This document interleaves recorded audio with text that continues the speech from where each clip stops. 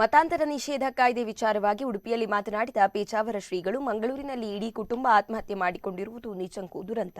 ಮತಾಂತರದ ಹಾವಳಿಯು ಇಡೀ ಮನೆಯನ್ನೇ ಬಲಿ ತೆಗೆದುಕೊಂಡಿದೆ ಎಂದು ಹೇಳಿದ್ದಾರೆ. ಉಡುಪಿಯಲ್ಲಿ ಮಾಧ್ಯಮದ ಜೊತೆ ಮಾತನಾಡಿದ ಅವರು, ಮತಾಂತರವನ್ನ ಕಾನೂನಿನ ಮೂಲಕ ಸರ್ಕಾರ ನಿಗ್ರಹಿಸಬೇಕು. ಮನಪೂರ್ವಕವಾಗಿ ಯಾರಾದರೂ ಮತಾಂತರವಾದರೆ ನಮ್ಮ ಆಕ್ಷೇಪವಿಲ್ಲ. ಆದರೆ ಒತ್ತಡ, ಆಮಿಷ, ಬಲವಂತದಿಂದ ಮತಾಂತರ ಮಾಡಿದರೆ ಅದನ್ನು ಸಹಿಸಲಾಗುವುದಿಲ್ಲ.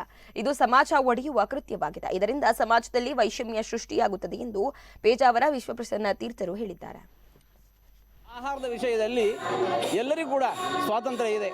ಇವತ್ತಿನ ಪತ್ರಿಕೆಯಲ್ಲಿ ನೋಡ್ತಾ ಇದ್ದೇವೆ, ಮತಾಂತರದ ಒಂದು ಚಟುವಟಿಕೆಯಿಂದಾಗಿ ಮಂಗಳೂರಿನಲ್ಲಿ 4 ಮಂದಿ ಅಸುನೀಗಿದ್ದನ್ನು ಒಂದು ಮನೆಯಲ್ಲಿ ಕಾಣ್ತಾ ಇದ್ದೇವೆ.